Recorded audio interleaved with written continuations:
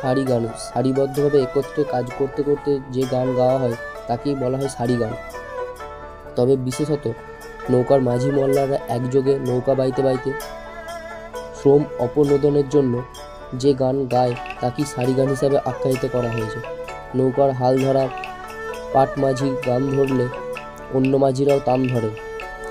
গোটা বহর জুড়ে ছড়িয়ে পড়ে একই গানের সুর। পাট মাঝিকে বয়াতিও বলা হয়। কর্মছন্দের তালে তালে এই গানের চলন নির্ভর করে। গানের বিষয় বিস্তৃত। রাধাকৃষ্ণ, শিব পার্বতী, লৌকিক নায়ক নায়িকার প্রেম বিরহ ইত্যাদি এই গানের বিষয়।